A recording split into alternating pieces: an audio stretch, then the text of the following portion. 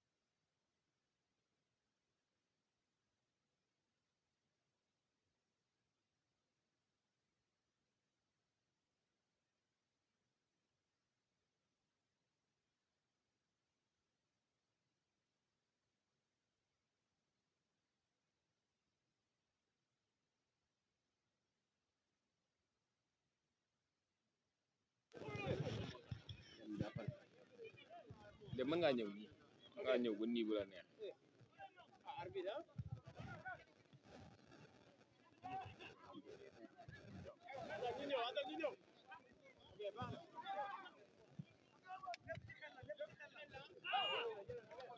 daa commencé waaw acca mu ngoog mbokk yi ñuy bàyyi xel di ñu safoo saa su nekk ci biir MDN TV ñu ngi leen di nuyu bu baax di amaat mbégte di ànd ak yéen comme niñ koy def tous les soirées ou bien tous les soirs fii nga xamante ne si moom moo di terrain municipal bu Saw ci match yi nga xam ne moo fi am nawetaan yi nga xam ne ASC Saw moo ko daal di organiser tey nag mu nekk match boo xam ne mu ngi war a dox ci diggante ASC Montagne ak ñii di ASC Diop gi comme ni ngeen ko gisee noonu jamono ji nag 0 but partout xaw nañ tardé tuuti waaye mbir mi demagul fenn Ron ma bàyyi la nga nuyoo gaay yi nga xam ne jamono ji ñoo ñuy safoo. waaw Mourchid ñoo ngi nuyu gaay yëpp di leen ziara di leen jégalu si tardement bi aussi. da doon taw tey waaw bu ko defee comme ni ko Mourchid waxee rek tey ñoo ngi am match bu war a dox si diggante ASC Montagne ak ASC Diop gi mu doon match boo xamante ne si nii match bu nar a neex la waaw. mu ngoog ko match bu nar a neex Ron mu di ASC Montagne ak ñi nga xam ne ñoom ñoo di ASC Diop gi mu nekk équipe yoo xamante ni war nañoo mën a def football war nañoo mën a def match tey. waaw war nañoo mën a def match parce que ASC Diop gi yaakaar naa ay équipe lañ boo xamante ne si nii équipe bu solide lañ équipe bu am jeu lañ équipe bu war a mën a dawal bal bi la ba ñi nga xam ne ñoom ñooy seetaan mën a kontaan waaye ASC Montagne tamit aussi gis nañ fi ay gars yoo xamante ne si nii macha allah am nañ expérience bi aussi donte que physique bi dina des tuuti mais mën nañ ko daal mën nañ ko effectivement waaw mën nañ ko lu am solo comme ni nga ko waxee ñii di ASC Diop gi ñoo sol maillot yu li bleu la wala noir ma ne ko bleu la wala noir xaw ma noo koy tuddee sax en tout cas bleu de nuit mu ngoog ak bleu de nuit ak blanc ñi nga xam ne ñoom ñoo di ASC Montagne ñoom ñoo daal di sol match moyens yi nga xamante ni moom moo di les rouges et blancs comme ni ngeen ko gisee jamono attention le numéro 14 da ko cay def oh là là waaw malheureusement Baylaat le gardien de but de l'ASC Montagne 0 but partout ndam demagul ndam dikul ASC Montagne mooy ñoom la tuddee les vétérans day waaye dara affaire bi ñàkkante la mu ngoog ko attention Pape Diatta Ndiaye le numéro nee na du ko bàyyee gars yi loolu lan la Diaw mu dire avec le numéro 14 Ibrahima Ndiaye une touche mu jàpp ballon perdu pour l'ASC Montagne tous pour l'ASC Montagne ngook gars yi waxtu wi soreegul doon ñu ngi ci ñaata minute li ñu joué waragul bari nag xoolal ma ñaata minute match bi dafa guddee commencé oui parce que 14 minutes rek lañ joué 14 minutes ku ko sonn moom sa waay ba mbir mi dina leer du leer parce que terrain bi deuxième mi-temps bi lay gën a metti moom lay gën a metti ci la match bi ëpp rigueur aussi Diaw Ndiaye day contrôle ballon perdu attention na bal ba attention marquage ah là là loolu baaxul la kaas boobu baaxul. boobu baaxul la kii Gor Ndiaye Gortine Ndiaye la numéro 17 moo nekk noonu ya bal bi noonu. waaw mën na ko ànd ko ak Mam Góor mu ngook nuyu bu baax a baax waa diaspora ak gaay yi nga xamante ni si ñoo ñuy topp saa su nekk dikkaat nañ attention Ousseynou Ndoye. Ousseynou Ndoye tiré na day dem ba ca mbay tek mu mbëgg ko mu génn. Cheikh Fall moo yore bal bi noonu man na ko de day doxal Adama. attention Mbaye attention Mbaye Mbaye Ndiaye moo yore bal bi. Mbaye le numéro 10 ballon perdu dañ koy jël. attention très bonne défense très bonne défense. ba tey attention Pape Diatta Ndiaye moo yor bal bi noonu. la ilaha illallah day génn tuus. gaa yaa ngi koy ñàkkante di def seen kéem kartan kartan ñàkkante. waaye mbir mi xaw na metti Ibrahima Ndiaye le latéral Arnold la attention Ndiaye Maar. Ndiaye moo taxaw ci axe bi moom ak Moudou Mar lii tey mu neex latéral gauche kan la Assane Mar fële boo demee ci dijoor bi am fa Mbaye Seck lijjanti wàlle liste bi bu fekkee yemb na ngook jaajëfal bu baax a baax ngook am ron bu ci kanamee dinaa ñëw ak gaay ci liste li nga xam ne ñoom ñoo di ñaari équipe yi ay sey ki nga xamante ni si moom moo di montagne ak ay sey dóob gi ñoo nekk nii ci kaw dama cey gis jata ma doon xool jata moomu kan la waaye dafa mel ni am jata nga fa seen. am jata laa fa seen ma doon laaj jata moomu kan la waaye ay sey dóob gi daa am jata ayca mu ngook kookal la attention ala attention. la ilaha illallah do arbitre wax metti na tegante tànk arbitre bi wala Maam Góor la. joue doucement Pape Diatta Ndiaye Pape Diatta Ndiaye. le capitaine ex-Tony Kroos l'ex-Tony Kroos qui va en charger da koy def ci biir gars yi xëccoo kuy dem Ndiaye jeexo attention yow lu yëfu mag la ku def loolu day génn fan la wax 5m50 waaw loolu la arbitre bi wax ron ma daal di ñëw ak gars yi ci li nga xam ne moom moo di nu mu tudd liste li nga xam ne mooy ñaari équipe yi dama koy commencé ak ASC Dóob gi mu nekk effectif bu am solo da ko di ko ànd toujours ak seen coach le grand coach Moussa Fall. waaw. avec ses systèmes de tactique mu ngoog ASC Dóob gi ci camp yi dañ ciy am Ablaye Ndiaye Ahmed Laye Ndiaye Ousseynou Ndoye Mame Gor Kabou Omar Diagne Ibrahima Ndiaye Talla Ndiaye Bolle Diop d'accord. attention très bonne intervention du défenseur Aïcha Bolle Diop Mbaye Ndiaye Adama Aïcha Adama fan laa yemoon sax aca mu ngoog Adama Ba Moussa Ndiaye Adama Ka Gortil Ndiaye Mor Mar Ousmane Sey Fodé ak Jatami moom laa doon laaj Abdou Diagne mu ngi ci biir aussi ñooñu ñooy composition wu ASC Dóob gi jata moomu est-ce que duñ lijjanti ban jata la attention waa jar na laaj peut-être ci mité yi la bokk peut-être c'est le numéro 14 aussi Diaw Ndiaye le numéro 6 day rëdd en kay voilà mauvais contrôle Ndiaye le défenseur lan lay def pas de risque on prend pas de risque Ndiaye loolu bëgg naa ko wax na dëgg roon bu la gars yi sécurité wóorul doo jël benn risque ngay daal di génne tous gars yi mën a jëlaat seeni place maa la ko wax attention Cheikh Fall moo yore bal bi noonu loolu mbir la attention Modou Mbaye gars yi dañ lay sandwich gars yi def xoos amuñu dara Pape Diatta day def passe ah là là mauvaise passe mu diir Diaw Ndiaye qui fait du pédri ba tey Ousmane Seye loolu joggi la de joggi la arbitre nee na dara amul la ko loolu joggi la la ilaha illallah cey match bi neex na mara di ñëw ci ASC Montagne ron Baye Laat Kabou moo nekk ci camp yi Modou Mar Pape Diatta Ndiaye Modou Mbaye Mar Ndiaye Mar Lampard c'est qui Lampard kan mooy Lampard foofu qui est Lampard Cheikh Fall peut-être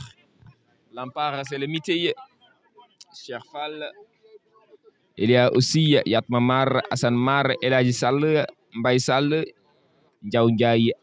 Hassan Mbadiane Mar, Hassan Ndiaye, Modou Ndiaye Mar, Pape Seydi, El Hadji Cissé. Ñooñu ñooy ASC Montagne avec leur coach, je pense Ibrahima Mar. Ibrahima Mar waaw. mu ngoog. mi ngoog. 0 bi partout roon ma bàyyi la nga def analyse match bi fi ñu toll dafa mel ni yaa ma fi jiitu.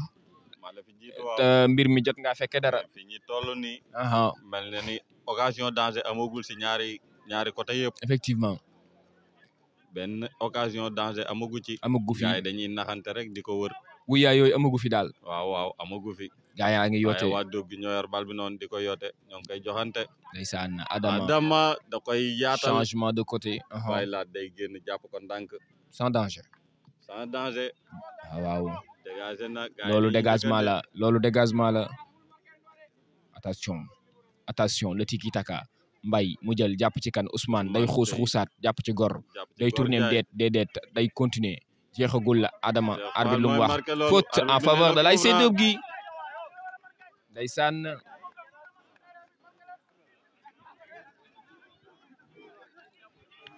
ça se comprend. terrain modeste. ça se comprend ay gone ya bu ñuy sekki gi mag mbir mi day metti ndax gone yi dañ ciy def seen carton gépp. waaw. te mag ñi benn côté attention. oh là là loolu ab sàcc la woon. dafa contré. bu dul woon vigilance su góol bi di baylaat danger mënoon na daal di am mais heureusement pour ñoom malheureusement pour l'ASC Dóob gi. waaw.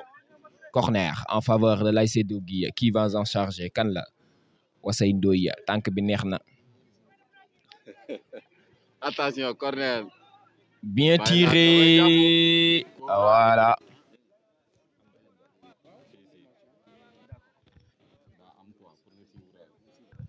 amul problème mu ngoog.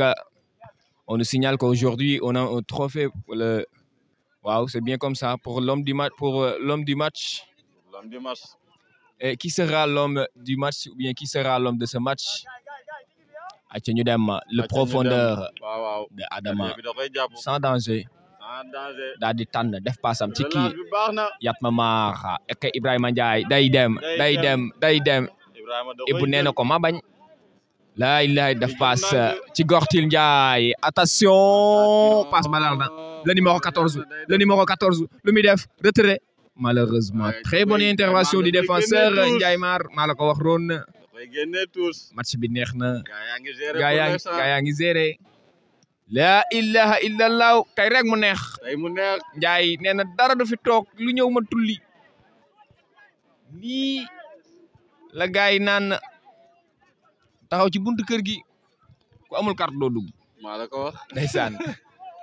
attention Mbaye Ndiaye moo yore bal bi le numéro 10 lu muy def ballon perdu. Cheikh Fall du la ko may. boo ko jàppee Pape Diata Ndiaye da ngay juum. waaw loolu xam-xam la. loolu xam-xam la roon danga may wax tey ma tekki sama noir fumé parce que su ma ko takkee fi ne gis gi du neex. gis gi du leer. ndax tey daa mel ni jaww ji. nii ma ko gisee nii bàyyeegul ba léegi. aywa def zoomal ma ci góol bi bàyyi laat kàbbu mooy dóor si métam dégagé na. gars yi tëpp Yatma Mar derrière attention da lay yokk. Yatma Mar day jël bal bi de. la ilaha illallah Alexandre Arnold bu Dóob gi Ibrahima Ndiaye. attention tuus bi xoromu na. ma ni ko tuus bi xoromu na waaye dara. Montagne ñoom moomee tuus ba léegi. maa la ko wax le coach Moussa Fall toujours calmos avec accent froid bu amul fenn. touche en faveur de l'ASC Montagne Hassan Mar da koy touche gars yi tëpp dans les mains du portier de l'ASC Dóob gi Abdoulaye Ndiaye roon ma bàyyi la nga doxal la. Abdoulaye Ndiaye moo dégagé noonu attention Ndiaye Mar moytul loolu. déviation bi le numéro 14 moo yor bal bi jàpp ci Gor Ndiaye da doon centré waaye dañ ko dogale Pape Diata Ndiaye moo yor bal bi. da doon jàpp ci Cheikh Fall. mais contrôle attention baylaat loolu bëgg naa ko loolu tir cadré la waaye dóor na waaye gardien bi gis nga ni mu ko def da ko wan ne ko li amul danger des relances extraordinaires maa la ko wax arbitre yaa faute waaw ay relance yu mel ni dégagement tànk laay gis fu bopp war a jukk tànk amu fa yoon waaw tànk amu fa yoon maa la wax loolu sama waa ji gisaguma gaay yi tey yow gisaguma ñoom Cheikh Kébé gisaguma ñoom Déthié attention Pape Diatta Ndiaye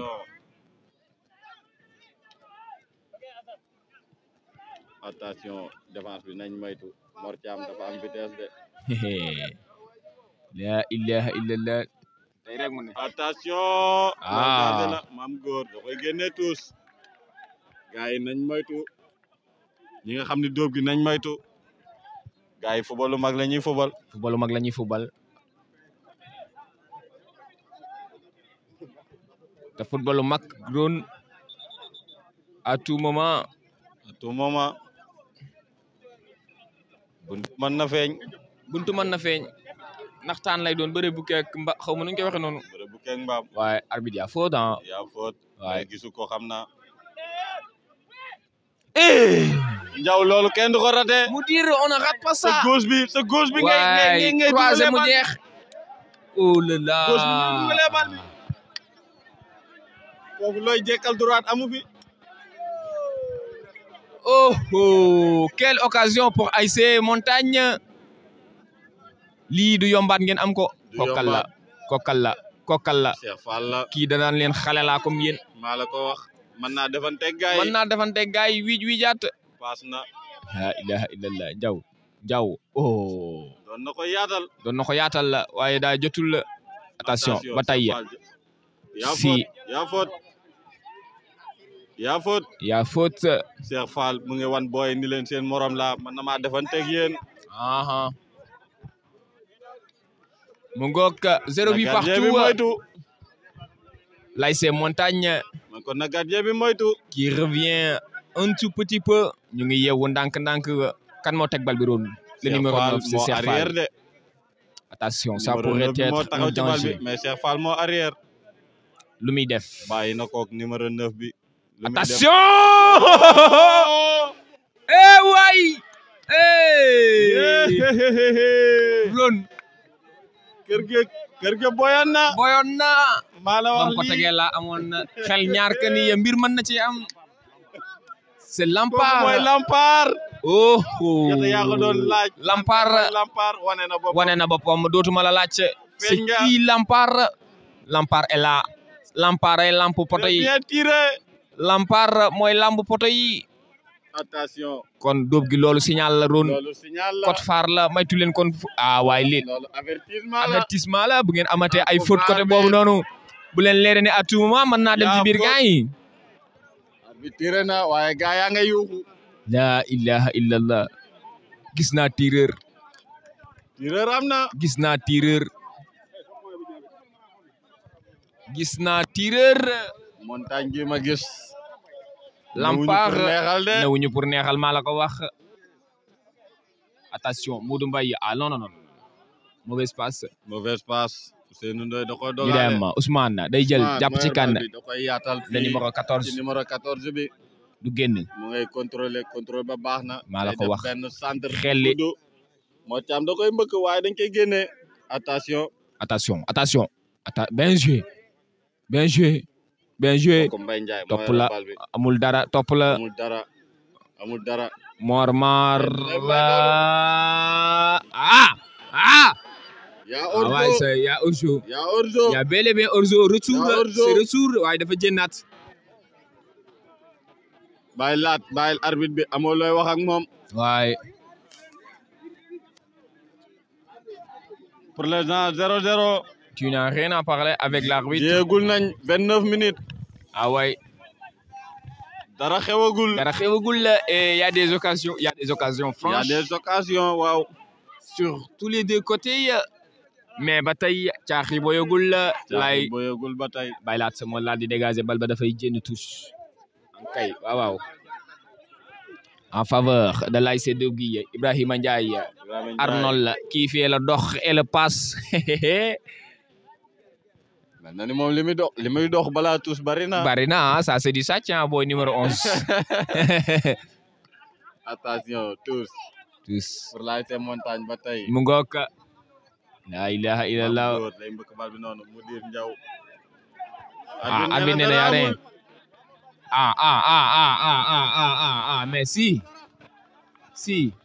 arbitre bi nee na faute yëkkati waale caméra Daouda loolu lu mu doon moo nekk si cadrage bi nee na mi ngi tiré waale ma ne ko photo boobu kan la waaye ci waa Dóob gi nga bokk jërëjëf sa waaye mi yore cadrage bi bul fàtte ni si waa Dóob gi la bokk mbaadu sama cadreur bi daa far parce que mu ngi tiré waale ay faute attention tiré na ko Ndiama da koy mbëkk mu génn ba ca yaat ma maar Cheikh Fall moo yore bal bi noonu mais contrôle bi daa ëpp day dem ba ca Mbaye Seck da koy dégager mu génn Modou Mbaye récupéré mais fi mu ko teg baaxul il y a faute il y a bel et bien faute là il y a pas de main ouais carton jaune pour le numéro 8 c'est qui Cheikh Fall c'est Cheikh Fall loolu arbitre bi du ko baale visage la waaye mais loxo amul dara wutu fa dara ci kanam loxo bi wutu fa dara Saliou Ndiaye ñu ngi lay kontaane bu baax a baax yéen ñi nga xam ne yéenay topp MDN yéen ñëpp coup franc pour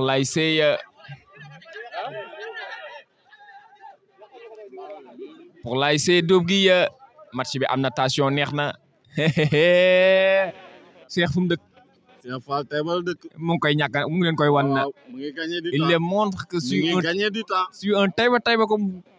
sorewul man ak yéen mën nañoo def Mohamed Mansour Deme l'arbitre de ce jour bien tiré day génn da koy jël waaw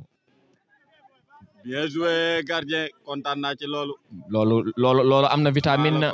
waaye gars yi Dóob gi dañ koy mbëkk mu génn maa la ko wax coup franc la wax c'est vrai maa ne ko coup franc la un très bon match pour l'instant pour l'arbitre aussi waaw il est en train de gérer il est dans son match mën na ko waaw lambatuwul bokkut ak sama genre gi loolu papier la lu waay di def na ko man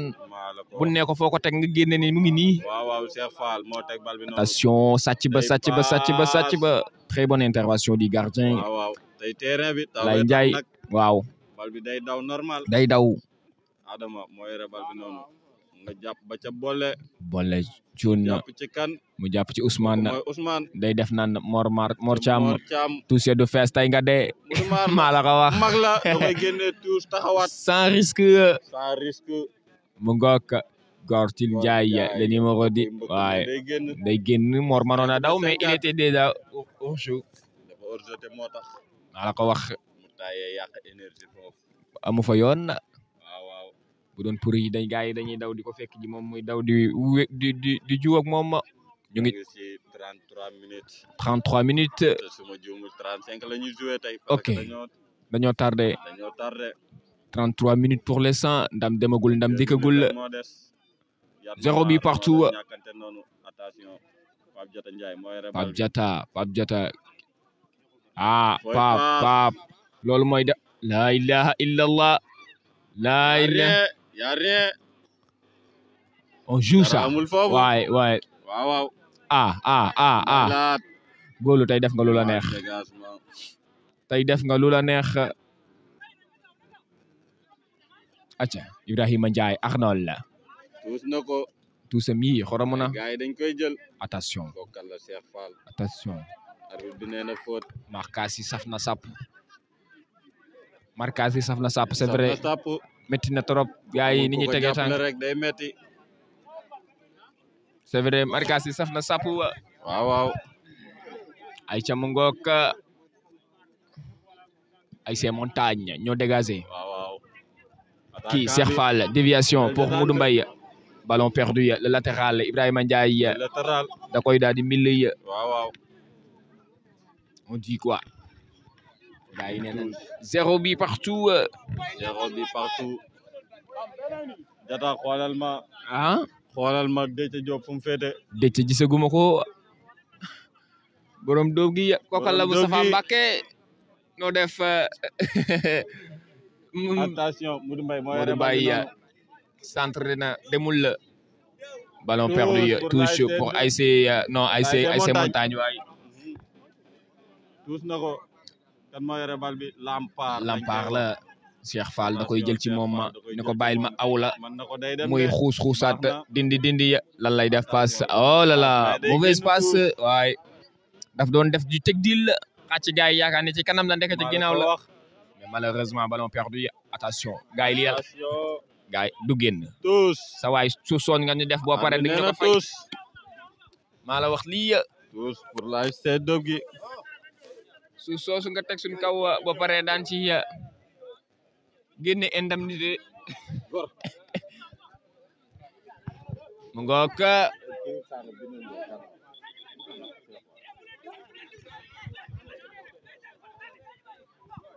tous pour l'ASC Montagne Mor Maar ñoo yore bal bi noonu Mor Thiam moo yore bal bi waaye Cheikh Fall da koy génne tous la ilaha illallah toujours présent dafa entraîné dafa feeñ na ci je dirais Ngolo Kanté tey Cheikh Fall partout avec un très bon marquage corner pour kii ASC Dobgui pour l'ASC Dobgui pour l'instant temps réglementaire war na jeex si li ci des bareetul ngir ñu daal di dem ci ñaareelu pàcc bi waaw corner Ousseynou Ndoye moo teg bal bi noonu Assane Ndiaye ñëw na waaye du football tey sikkim bi lay bañ ñu jàpp ko Ousseynou qui dégage attention jeexagul waaw mooy Pape Diata Ndiaye duñ la ko may Mor dañuy xeex ak yow parce que foofu boo tourné rek da nga naan ko ci pays saxaar xeeñ ma neex maa la wax loolu te loolu gars yi loolu la ñuy bañ Assane Ndiaye bàyyi ko foofu mu damm banc bi Assane bu joué yaa hélas neex soo ko se voit là-bas waay Montagne yaa Assane Badiane Diego Forlan la ilaha illallah Diego Forlan aussi y a les vétérans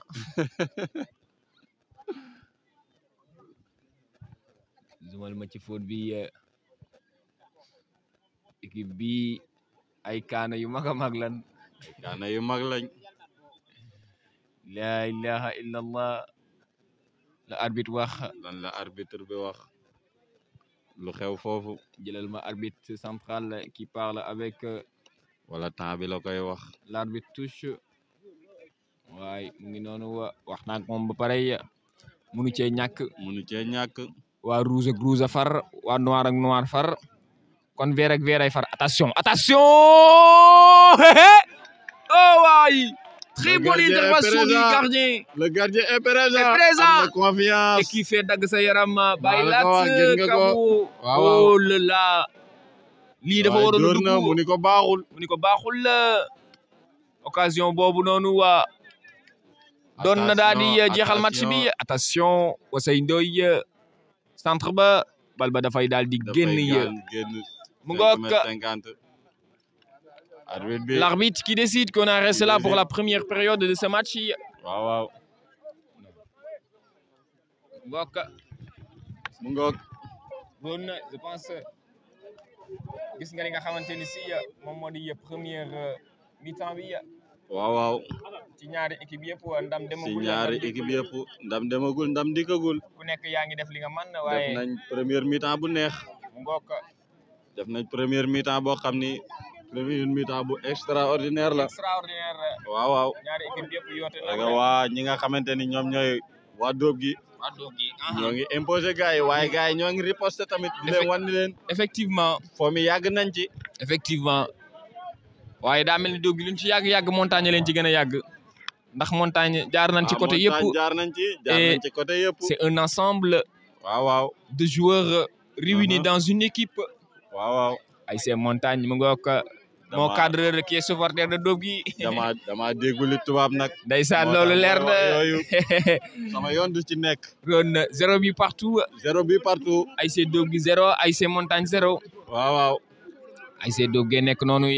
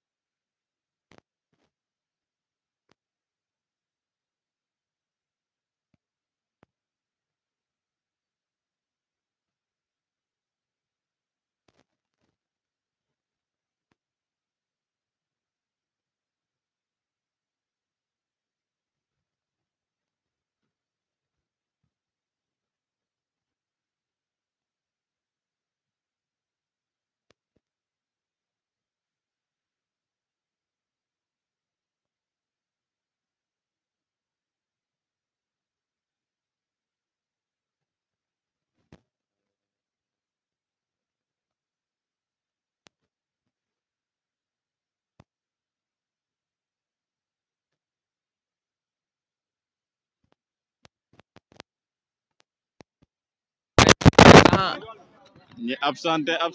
maa la ko wax Adama Ndiaye l'arbitre touche il y a pas de tape tuxu mais il y a le sifflet tuxu mu ngoog Mor Thiam wala Mor Mar moom daal di teg bal bi pour joxe li nga xam ne moom moo di coup d'envoi deuxième période bi waaw mu ngoog waa ji sama ginnaaw waa ji sama ginnaaw montagne la bokk wala fu mu bokk dóob gi la bokk dóob gi la bokk dóob gi la bokk neexoon na dem toogi dóob gi la bokk donc Pape Seye le coach de l'ASC Dóob gi sous-coach ou bien l'adjoint coach Modou Fall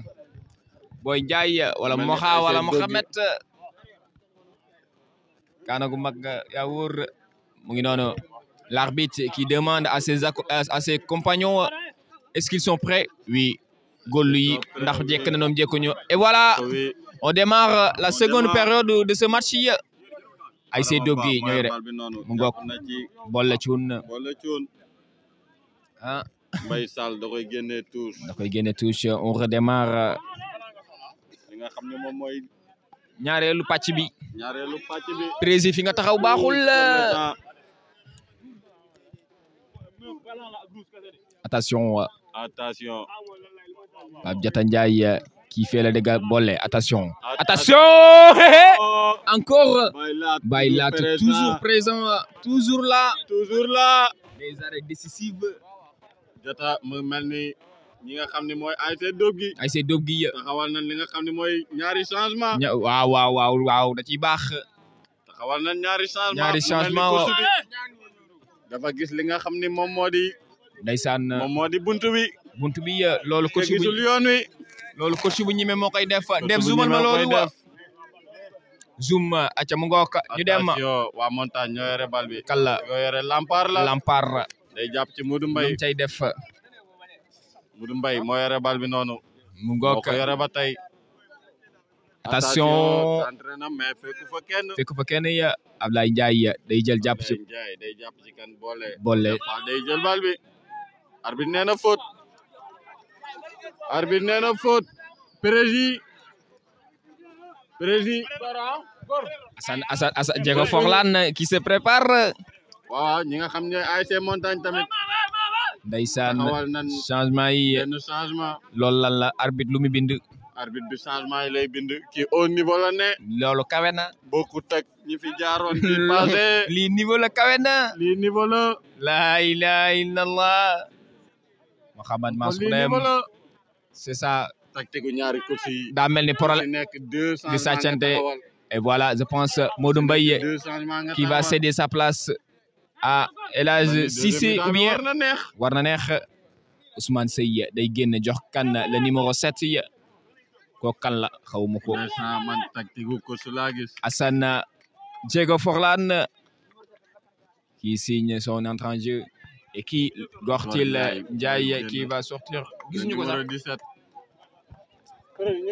gisuñu de Gortil Ndiaye le numéro 17 yi attention Cheikh Fall moo teg bal attention Ron gardien bi loolu sàccile ya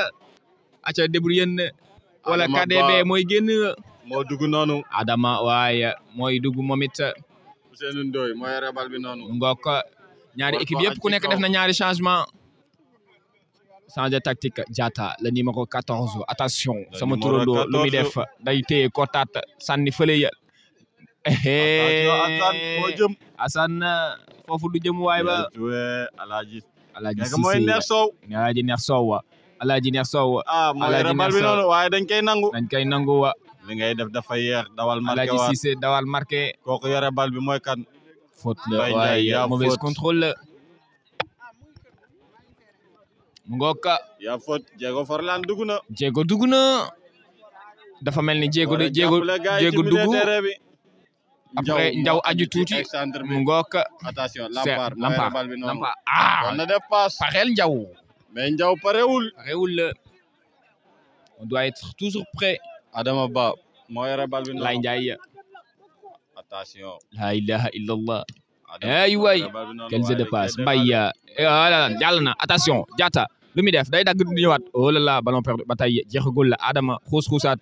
jeexul la Diatta avantage la arbitre wax Mbaye Ndiaye le numéro 10 le capitaine day xelli gars yi njëkkantoo toujours présent maa la ko wax waaye sa dégagement bi dina sonal équipe bi day ñëwaat Ibrahima Ndiaye Arnold d'aujourd'hui ba baax na mooy kan mooy le nouveau entrant attention ASC Dougui attention Fodé waaye c'est Fodé attention Mbaye Fodé wala Foden laa dégg ñu koy wax Foden mais on a écrit Fodé ok Foden Foden donc c'est Phil Foden attention Cheikh Fall passe ba dal na très bonne intervention du défenseur loolu baaxul la maam góor loolu yëfu mag la li nga def rëy na protéger pour que son compagnon gère le reste maam góor loolu dafa neex Assane touche pour ASC Montagne touche na ko yore bal bi Diego Forlane hors-jeu la Alaaji xanaa lii rose bi toogaay bee ko jàpp da yaakaar ne na mi tooge fële lay tooge foofu di fa xaar bal bi fee da ngay toog xaar xaalis bi mais fii doo toog xaar bal bi da nga koy jëli boo fi toogee xaar arbitre naan touche Assane Ndiaye du jouer moom sikim bee ko sonal bàyyi ko foofu mooy damu baa bi Ayat Mamar aussi génn je pense moom moo génn pour Diego Forlane moo génn pour El Hadj xamante ni mooy Modou Mbaye waaye ñoom ñaar ñoo génn dafa mel ni coach bi dafa bëgg a yokk offensif bi et c'est bien offensif bi ak milieu terrain bi dafa xawoon des sànq waaye Pape Diatta Ndiaye attan na bal bi de loolu rafet na sans danger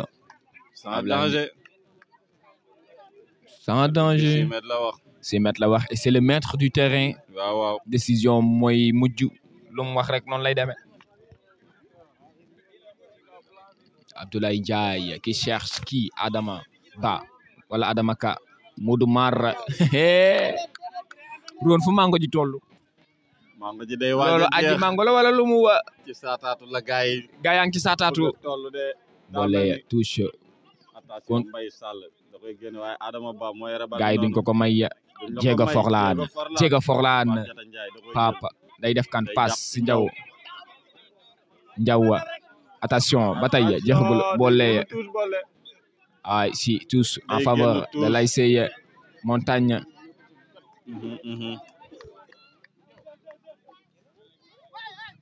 ay la ilaha illallah le mamu de Diego Forlane mamu de Diego barki Rasulullah lii comme camion bu amutul frein bi kawe na Aïcha ASC Dougui coup franc pour ASC Dougui Fall tey daa ñëw assisté ma Ousseynou Ndoye mooy rebal bi dégagé gars yi dañuy jóg mbëkk Ndiaye njëkk ñàkkante ko moom Ibrahima Ndiaye la Arnold d'aujourd'hui qui dégage attention Lampard day dévier ngook kii Assane lu muy def day sa jàpp ci digg bi Pape Diatta Ndiaye sans danger maa la ko wax man na ko waaye si arbitre bi nee na faute Diego Forlane la bu tëddee rek faute la maa la ko wax Assane Mar ndaanaan la miin na milieu bi miin na foofu ma ne ko ñaari pneu yi xaw ma ko miinul waaye moom miin na ko la ilaha illallah Aïcha Pape Diatta Ndiaye mooy teg bal bi noonu ba tey doon dafa mel ni changement ASC Dougui defoon na effet au début tuuti mais dama gisatul attention loolu master class la bu duggoon dama koy dagg dugal ko maa la ko wax mais malheureusement day jaar ca wet ga Lampard magnifique geste waaye jàppul la wasay Mbaye Sall da koy wàcce ndànk ci Cheikh Fall si arbitre bi nee na faute si Cheikh Fall da ngay démissionné tay ba ñëw ci ASC bi bu ko defoon dina baax. jël def na def loolu wa. gëw ma ni loolu dina yomb. ma ne ko na def loolu wa. ko gëw ma ni loolu dina yomb. Cheikh Fall moo teg bal bi noonu. moo teg bal bi ya fan la koy def point de penalty gars yi xëccoo. point de penalty gars yi xëccoo. Aïcha Cheikh. attention. Oh là là. Directement dans les gants du portier de l'ASC Diop Guy. bi lan lay daanu dañ ko laal loolu bokkul ci sa bi. loolu bokkul ci sa bi. waaye Aïcha Ablaye Ndiaye qui dégage. Ablaye Ndiaye kan moo koy mbëkk diggante Pape Diata Ndiaye. kooku mbëkk ko bal bee ko mbëkk. maa la ko wax. Diego Forlan. Ousseynou Ndoye moo yor bal bi noonu li ngay def yeex na da koy jàpp ndànk ci boole. Tous pour l'ASC Montagne. C'est faute, ouais. Il a bien protégé son balle. waaw. Arbitre bi au niveau la ne. Mbaye Sall mooy dóor loolu. Mbaye Sall l'ex-arbitre. L'ex-arbitre. Attention da lay këf. La ilaha illallah. gis naa paas attention jeexagul continuer. ñu wax 2 temps. ah la la la la la. jàpp ci Alaaji Cissé mu jàpp ci Diego Forlan. le profondeur l'extérieur. ay waay Alaaji ama bet mënul yëngal neex soo kase. Foden fil ballon perdu. Cheikh Fall mu ngi fépp. mu ngi fépp. Cheikh Fall mu ngi fépp. Cheikh Fall mu ngi fépp. Cheikh Fall mu ngi fépp. Cheikh Fall mu ngi fépp. Ah oui.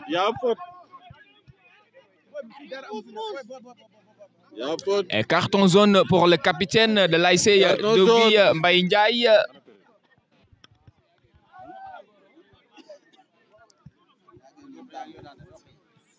ah yàlla ji bàyyeegul. mu ngoog carton jaune pour le capitaine de l'ASC Diop Guy Mbaye Ndiaye. mu ngoog Ndiaye maar day def passe Alaaji def lan loolu mooy ndëj. loolu la gars yi dañu wax ndëj. Mbaye qui fait son tel et dégage le ballon. Déviation de Diatta le numéro 14. moo cam bàyyiwula da koy ñàkkante yow. pour l'ASC Diop Guy. Ndiaye loolu mën nga ci am carton arbitre bu sifflé tegal ta dem. Aïcha ñu dem Phil Foden day dem wala day gën la ilaha illallah. ron kooku du aji mango waaye aji kooni la. dafa mel ni asamaan si day taw. ba yegul la di ngeen may joxal benn sama cadreur bi moom mu tim koog lim yor matériel yi wóorul.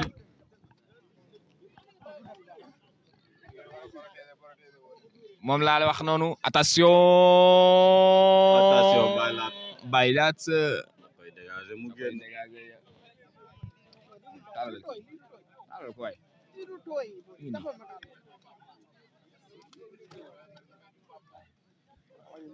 léegi yow kay dañ lay téel dama téel Sine xoolal téléphone bi ngay protéger voilà. ngok attention day génn foofu wala 6 mètres. day génn waay 5 mètres 50. 5 mètres 50. L'arbitre tous qui réclame un changement, c'est aux côtés de l'ASC. L'entrée en jeu de Jude Bellingham. Elle a dit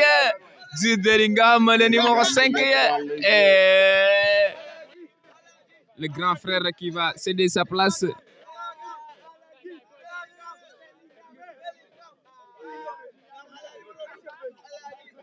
Oh là là. arbitre bi daa ragal changement bi. coach maire bàyyi mu delluwaat. fallait pas faire ça.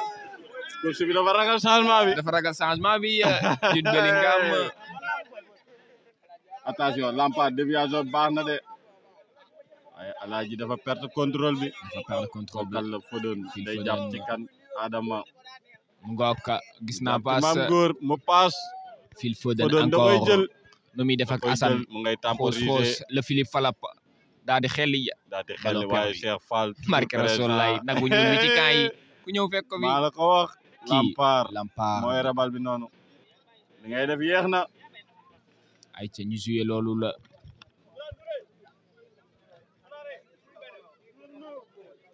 toujours 0-0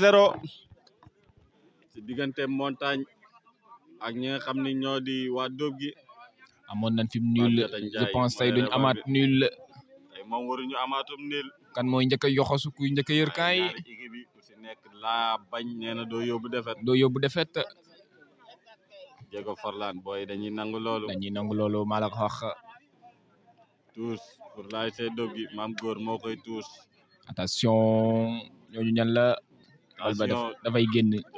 en faveur de l'ASC Montagne Assane Mar moo koy daal di touche Aïcha Assane Mar moo day touche Pape Diatta Ndiaye Pape Diatta attention loolu gardien bi oh là dafa là jàpp ouais. Il est là Abdoulaye Ndiaye le gardien de l'ASC Dóob gi day daal di dégager gars yi jug mbëkk Moudou il faut parler dañuy attention Cheikh Fall attention ça c'est un carton ça c'est je sais pas da koy jox ou pas le arbitre wax arbitre bi xam na li mu war a def waaye Cheikh Fall il l'appelle il va lui demander loolu du ko si jox carton ni ko c'est la dernière fois maa la ko wax soxla woo ay yel bal nga soxla waaw on joue marquage du football marquage bi moo xaw a metti nag ci côté am waaw loolu la c'est vrai à la fin bu la coono dikkalee da ngay def loo xamul la waaw mu ngoog attention Ousseynou Ndoye moo teg bal bi noonu ba tey Ousseynou Ndoye attention lan lay def penalty gars yi njëkkante wala lan lay def loolu ba nga koy may gardien bi mu koy may gardien j'aurais bien aimé Moussa ci góol bi xool lu mi am fii ko ni mu ngi góol bi tel na génn xam ne fa la koy defee ñu xool attention Ibou day hors-jeu non je suis pas d'accord passe bi baaxul sax je suis pas d'accord moom gëmul dem Pape Diatta Ndiaye Diatta Adama tous pour l'ASC Montagne la ilaha illallah ça c'est di magu Adama Ba mooy rabal bi def nga lu la neex attention Diatta Modou Mar la ila nagu magu ñuul wi ci camp yi ku ñëw fekk ko fi Adama qui contrôle sur Bollé loolu dafa ëpp da nga koy doser y a des passes attention saa yi fi nga tourné nu mu demee noonu hélas dañuy dal ci kawam hélas bu teeloon liir Bollé moo daal di yore bal bi ba tey jox kan Diatta waa Dóob gi ñoo koy Diatta yore noonu Diatta waaye qui obtient une faute ah Ousseynou Ndoye moo teg bal bi noonu Ousseynou Ndoye lu muy def day xelli dóor bi neex na attention Adama Diatta on ne prend pas de risque loolu du ma ca yor sama tànk Adama waaye Mbaye gars yi ni ko doo fa jàll Diego Forlan ngook Ibrahima Ndiaye li ngay def dafa yéex Arnold la Foden mooy rebal bi Foden man na ko day dem yaa faute on joue ça avantage oh là là là y a rien Foden y a rien on joue Aïcha ñu dem Cheikh toujours présent oh là là Cheikh Fall toujours présent El Hadj Neex Sow daa di dem ñàkkante gars yi dañ lay tiki taka foofu bañal loolu ay tàpp tuxu la la ilaha illallah drone maa la ko bëggoon a wax sànq yaa ngi gis connexion bi am entre le numéro 14 Diatta ak Adama voilà ñu ngi def lu dara jarul la depuis tout à l'heure ñi nga xam ne waa Montagne ñoo ngi bañ ba tey waaye attention ASC Dóob gi le mille de Pape Diatta qui cherche qui attention toujours présent Baylat toujours présent. waaw acca ñu dem kii day sàcc Lampard waaw noonu rek nga mën a def ak moom génn ci da koy génne tous. noonu rek nga mën a def ak moom daal ciy génn sinon bu la siifee li may seen lan la flash yi borom flash yu mag yi la moom flasham yëmut ak yu gars yi ku mu foto mu leer ak Rasulullah ku mu foto mu leer. attention Assane Mar mooy tous noonu maam góor da koy mbëkk mu génn.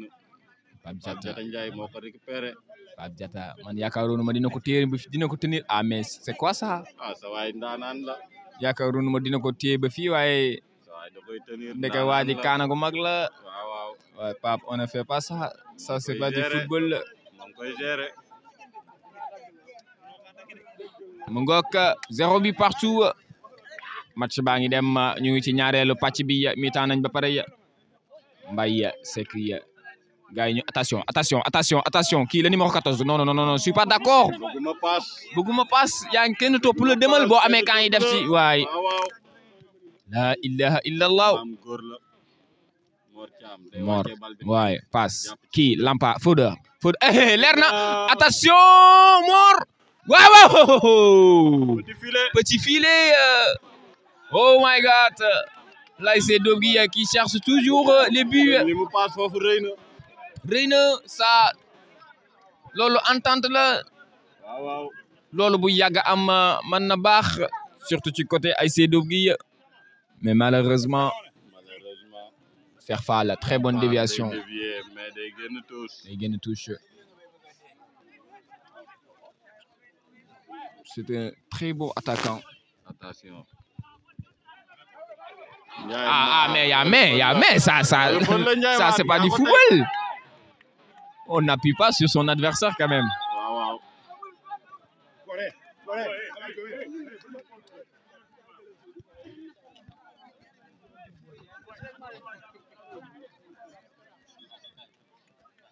On n'appuie pas sur son adversaire. Daoud Orjo waaw fanaan la te gars yi loolu duñ ko nangu maa la ko wax waaw nga xam ni mooy Baylat ndeysaan mooy teg bal bi di leen fàttali ni toujours 0 but partout te mbir mi daa mel ni minute yaa ngi bëgg a yaatu acca Diatta day jàpp ci kan Phil Foden dara amul contrôle la gis naa ko daggaat ñëw ba tey pertegul de Assane Ndiaye soutien da koy ñàkkante ya faute waaye loolu bokk ci Adama Allahu akbar oh là là contrôle ba def attention Diatta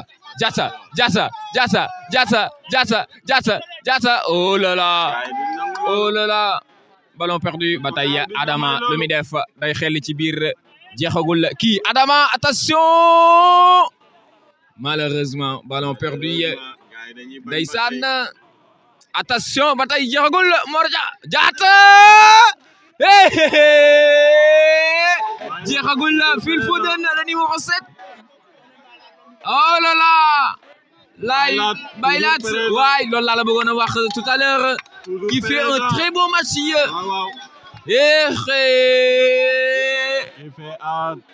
Ndiaye Mar l'axe central de l'ASC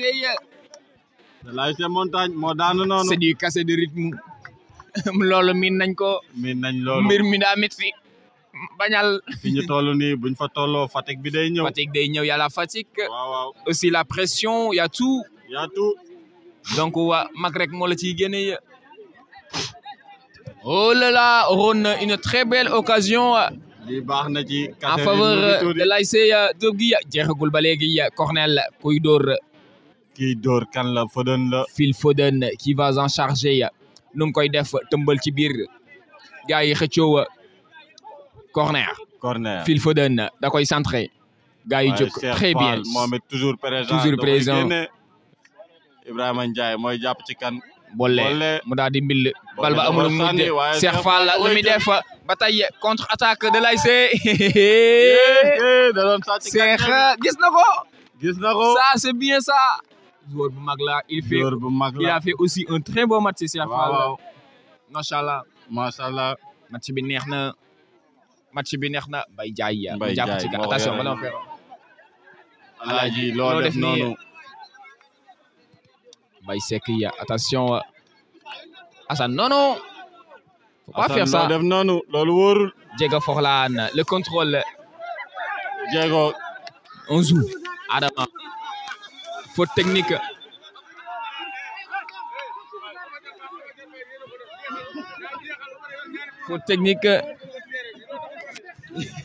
kooku bu ma jigee ngir yàlla rek moom jigee micro bi muy yegsi teel leen ko baare bu mu yegsi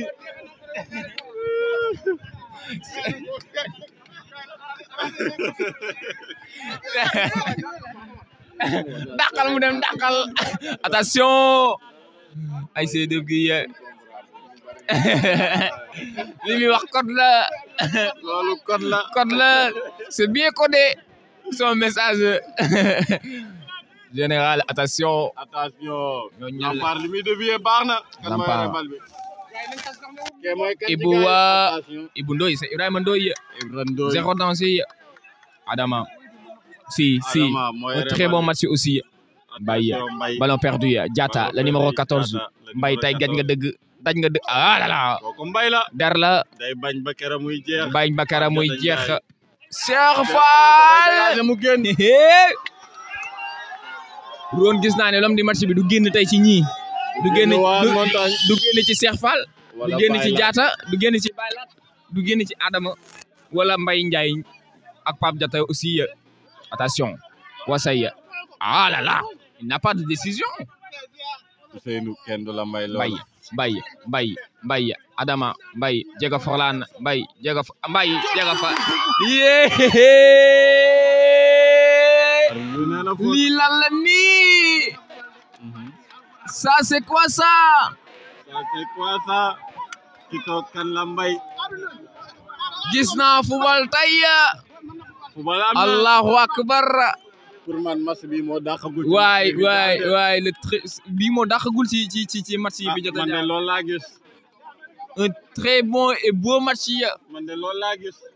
les deux équipes qui font du moins un très bon match ñoom ñaar ñëpp la ilaha illallah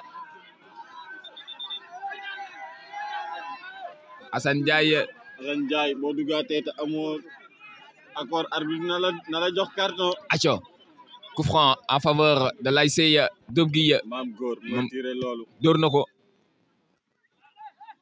non arbitre moo sifflé si arbitre bi moo sifflé arbitre tous avancé na de y a pas de sàcc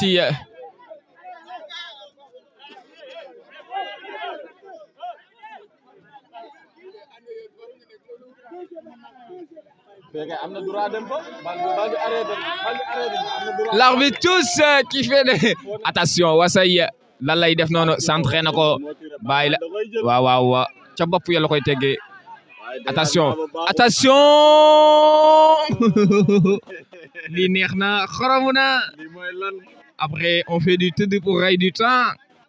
maa la wax ndeysaan match bi rëy na tey neex na trop ba tey jeexagul la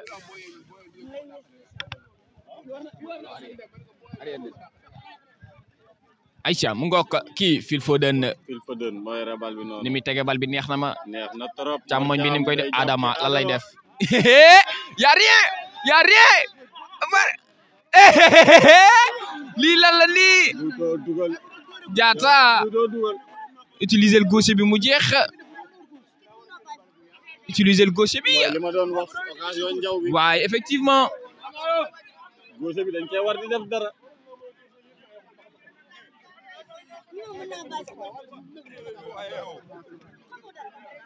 mu ngoog match bi neex na fi ne nii ku nekk ñaari équipe yi bëggoo ñibbee ak 0-0 waaye dafa mel ni jamono ji ASC Dóob gi ñoo sëpp taw a bàyyi corner pour ASC Dóob gi l'arbitre qui demande un autre ballon. Demande le ballon. Corner pour ASC Dóob gi waxtu wi li ci des soreetul. li ci des bëreetul 28 minutes. 28 minutes il ne nous reste que 2 minutes kon te yaakaaruma ni nan ko fa natte góoma ne dana fa yegg. Attention corner les gars yaa ngi xëccoo ci biir. Aïcha l'arbitre qui lui demande de reculer et lui demande le capitaine de centrer le ballon. Aïcha lu ñuy def bal ba jóg na Baye Laat toujours présent. Oh là là. Et qui demande ouais, qui temporise le jeu, demande à ses joueurs de se calmer. Mungok, le dégagement du gardien Baye Laat, très bon dégagement. Loolu la gars yi naan góol ba góol camp ba camp. Gis naa loolu Adama Bolle on ne lance pas les ballons dañuy chercher Mbaye attention. waaw dala ko gën a bëgg dala ko gën a bëgg. El Hadj le neex soow kii dindi. waaye naa contrôlé ba pare sori bal bi. waaye Ngok.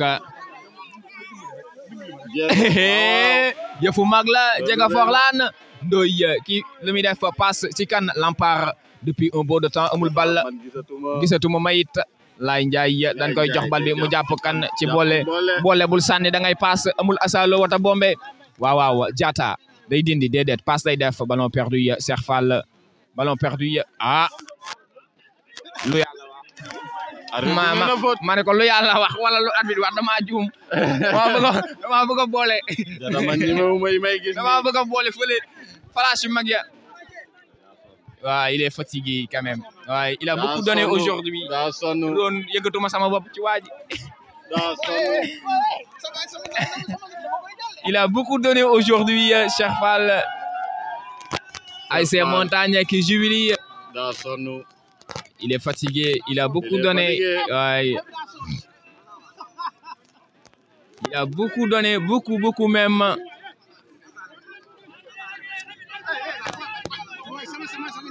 Et voilà, il se lève. On rejoue Kofran pour qui ASC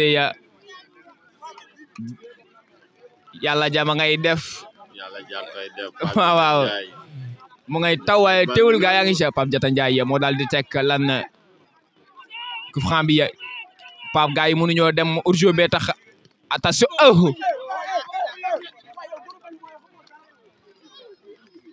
loolu mu yi tey lu ne ngay dégg Cheikh Fall lan lay def ñun gisatuñ ndax waa Bamba juk bal ba day daal di génn 5,50 ya duñu fin match bi ndax bëreetul dañ koy tenir ba mu jeex ñenn ñaa ngi ñibbi daw leen kal ko ci MDN Aïcha mu ngoog le dégagement Mbaye Sall qui dégage Aïcha Mbaye Ndiaye Diatta mauvaise passe bal ba day daal di génn touche Adama lui aussi un très beau match maa la ko wax la ilaha illallah waay loolu mu lan laay gis ni ma ni ko loolu mu wa boole faute pour l'ASC Dóob gi boole cun Cheikh Fall qui organise le jeu et retourne pour se défendre Aïcha mu ngoog le dégagement Wasaya day tànn fii Mbaye Sall du ko may Pablo Lum Cheikh Fall ballon perdu Adama ne ko attention El Hadj faut pas tirer El Hadj da ngay jël zone bu ko arbitre tiré bu ko tiré wul na nga am sens daf ko war a rattraper waaye attention Diatta day dindi xuus-xuusaat dafa mel ni moom it la fatigue commencé na di ko sonal Pape Diatta day tànn attention Dóob gi li ma leen di wax mooy attention arbitre bi hors-jeu le tiré Dóob gi attention à ces genres de ballon attention Adama mooy rebal bi noonu. Adama na paas paas waaye na Cheikh Fall moo ko dogalee ya loolu fatigue la. loolu sonn la. maa la ko wax fi ne nii gars yi dañuy tañax-tañaxi maa la wax ndax liñ mënoon ci match bi def nañ ko Ibrahima Ndiaye loo tuus lii lan la nii dinaa la boole ci école bi yawit mu ngoog ba tey gars yi lan la ñuy tuus nii c'est quoi le problème li nga waxoon rek dinaa ko def école aw ma ubbi ko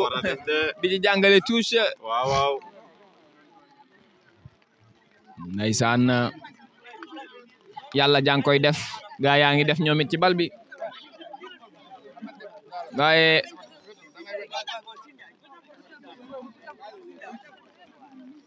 attention kii Phil Foden je sens ballon bëgg na attention y a rien hors-jeu y a hors-jeu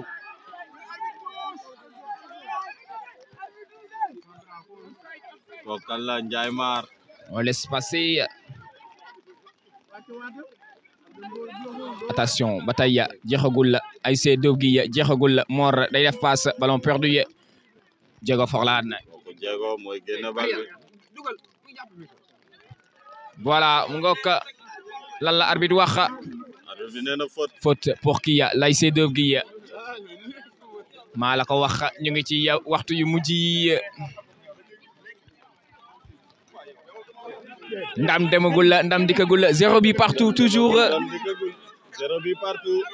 attention temps bi fan la tollu temps bi li ci des warul bari temps bi fan la attention Mbaye Ndiaye moo ko teg ak kan Phil Foden ça pourrait être un danger 35 minutes yi waaye mat na 35 minutes yi mat na 35 minutes yi mat na li ci des arbitre bak ci doole traditionnel ça se comprend attention bal ba dafay continuer jeexagul Mormar Adama tiki taka am Ndiaye andi Diop bu ci Fall xaje nga jox ko yenn saa ñu seeti Diagne kii le numéro 12 Mame Gor oh là là sans danger directement dans les mains dans les gants du portier de l'ASC et voilà l'arbitre qui décide qu'on en reste là tey nag yaakaaruma ni dina neex waaye nan ko jéem a xaj-xajal rek les interviews jeexagul dañuy jël directement rek les capitaines ron dana métti trop nag ak situation yi ak l'homme du match c'est qui l'homme du match je pense c'est Baylat ouais c'est Baylat l'homme du match il a fait un très bon match aujourd'hui loolu jaadu na la jaadu na ñu jox ko l'homme du match ron et voilà match bi 0 bi partout kenn dugalul la jeexee ñaari équipe yëpp yi ku ci nekk nañ taxaw nii ñoom ñu fekk mooy dàq nañ taxaw nii mooy dàq ku ci nekk nañ taxaw nii mooy dàq ku ci nekk 0 ngay yóbbu mu goog benn point ngay yóbbu man ko ku ci nekk benn point ngay yóbbu waaw homme de match baa ngi nii voilà l'homme du match bu ko gars yi joxe homme du match jaadu na c'est l'homme du match def na match boo xamante ni tey homme du match dafay am maillot mu ngoog c'est l'homme du match la ilaha illallah l'homme du match jaadu na bu paree ñu am ak moom ay kaddu Abdoulaye Khat Kabou l'homme du match mu ngoog na li nga xam ne moom moo di match bu extraordinaire ñu daal di lay bàyyi nga daal di nuyoo ak ñi nga xamante ni si ñoom ñooy bàyyi xel jamono ji tey nga def match bu am solo nekk lii di homme du match nga jox ñu itam sa jàngat ci match tey bi bon avant tout damay wax asalaamaaleykum wa rahmatulah di nuyu staff bi yëpp rawatina waa ASC Sao bi nga xam ne organisé li nga xam ne moo di tournoi bi di tournoi bu am solo ci zone bi wax dëgg yàlla ñëpp kontaan nañ ci waaw di leen encourager et tout ça leen ñaanal tamit fee ñu jëm yàlla dafa leen lu mucc ayib waay lépp luñ fa soxla yàlla defal leen ko ci barke borom Tuubaa te mu jig leen aussi bon di kontaan sa jàngat ci match bi di kontaan bu baax li nga xam te moo di am na match bi te mën naa ni bu doon man rek du kii mais samay coéquipier ñu ma ci dimbali ba tax ma gagné ko donc dama ci kontaan bu baax di ci encouragé di ci félicité tamit samay coéquipier wax dëgg yàlla jàpp nañ ci def na le tout ba tax ñu remporté ko waaw di ñaan baax nag aussi li nga xamante moo di tournoi bi waaw ñaan ñu jël ko inchallah voilà inchallah merci beaucoup te fair play bi continuer inchallah ñu kessa la fair play mooy lépp wax dëgg yàlla ñëpp benn la ngok te fair play rek inchallah jërëjëf Baye Laat amna solo c'était l'homme du match jaajëf félicitations pour le trophée. Et on va aussi recevoir le capitaine. Pape Diatta Ndiaye. Capitaine la c'est montagne. Je pensais que il def li tay mais tay il a fait un très bon match. Ouais. Match bu extraordinaire. Effectivement. Pape ñu ngi lay jaajëfal. Di la wax ban jàngat ngay am ci li nga xamanteni mom modi match bi ñu doon jouer. Mu doonoon seen diggante ak ñi nga xam ni ñoom ñoo di ASC Dóob gi. Mu doon match bu metti. ban jàngat nga am ci match tay bi waaw ginnaaw bi ñu leen sant yéen ñëpp di leen gërëm di gërëm suñu président yaakaar naa taxawaay bi nekk na taxawaay boo xam bu rafet la effectivement te itam match bi football nañ ko ci fair play kontaan nañ wax dëgg neex yàlla waaw alors ñu ngi sant yéen ñëpp di gërëm ñëpp nga nekk capitaine u ASC Montagne ngeen def match affaire bi métti woon na c'était intense mais bi ndam demul ndam dikkul alors jàpp nga ne lan mooy problème bi selon seen équipe yéen waaw boo xoolee ñun moom daanaka équipe bi dafa des ci entraînement bi lu bëree bëri ndax boo xoolee daanaka dañoo dajalaatu lu bëree bëri ndax ay équipe yu tas la yoo xam ne leen a dajale wax dëgg yàlla yaakaar naa ne jàppoon nañ sax liñ fi def tey duñ ko fa def mais ñu ngi sant ñu ngi gërëm quoi ndax bett na ñëpp daal wax dëgg ne wax dëgg bett na ñëpp am na ñoo xam ne tey lañu soog a dugg ci terrain bi ak ñeneen boo ko defee match bi daal wax dëgg yàlla ni muy dóral leen ni ñu ngi ñaan yàlla ñu koy football ci fair play daal man moom surtout loolu rek ci laa am loo xam ne naa ci wax bu baax a baax kontaan nañ yëpp ci direct bi ngeen def ñeneen ñi nga xam te nekk ñu fi di ko mën di am ci temps bu normal daal wax dëgg yàlla ñu ngi leen sant di leen gërëm yéen ñëpp jaajëf le capitaine aca ñu waajal match ci des am na solo comme ni nga xamante noonu la ko waxee roon yaakaar naa ne jox ma coach Moussa Fall Moussa kaay jox ma coach Moussa Fall le coach de l'ASC Dóob gi on n'a pas le capitaine aujourd'hui mais on va recevoir le coach de l'ASC Dóob gi Moussa Fall qui est ici présent donc Moussa yow it dañu lay bàyyi rek nga daal di ñëwal ni dañu lay bàyyi yow it nga yëkkati ay kàddu d'abord bi nga présenté yow yaay coach ASC Dóob gi ban jàngat nga am ci match tey bi la coach waaw ñu ngi leen nuyu leen siyaar waaw match bi ñu si jàngat moom wax dëgg yàlla ñu ñëpp kontaan nañ parce que li ma si gën a neex moom bal bi tegu na ci suuf waay bërëngu normal effectivement waaw wax dëgg yàlla am du match bi kenn ku si nekk mérité woon waaw comme moom la ko yàlla tekkal moo wax dëgg alhamdulilah effectivement il a fait des arrêts décisives ñu ngi fi du jeex xaajunu ñu ngi fi waay man ba may leen solal dama leen di am du match bi bëgguma mu génn ci biir équipe bi waaw wax dëgg yàlla sédd na ko alhamdulilah tabarkalla ñu ngi liggéeyaat nag fas yéene bu ñëwaatee dinañ jël tey lan nga andi woon comme tactique parce que gis nañ après ngeen def changement tactique bi moom mooy lépp rek daanaka ñëpp gis nañ li fi xam manqué mooy bii waay c'est vrai bii kese moo fi manqué wax dëgg yàlla bal bi li ci mu war lépp defu na waaw ñëpp doxal nañ wax dëgg yàlla alhamdulilah yéen tamit ñu ngi leen di sant di leen gërëm ci taxawaay bi maanaam ba mu commencé di wicc am na ñoo xam ñu bëri mënoon daw mais kenn ku si nekk jël nga say matuwaay bu mët sëkk nga taxaw waaw ñu ngi leen ci sant bu baax a mu ngook ñu jaajëfal la bu baax a baax coach merci beaucoup bonne chance pour le reste aussi mu ngook ñu daal comme gars yi comme ni nga xamante ni noonu lañ ko gisee rek dégg ngeen ki nga xamante ni moom moo di coach Moussa Fall dégg ngeen itam le capitaine de l'ASC Montagne et aussi l'homme du match di ki nga xam ne moom moo di Abdoulaye Khat Kabou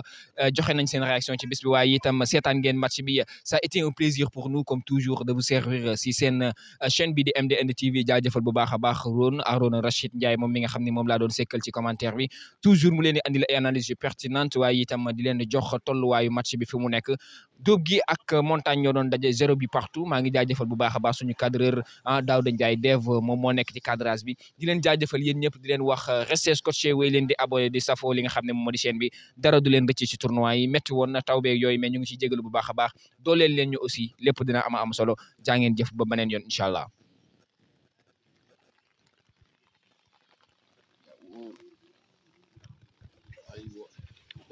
Join at it.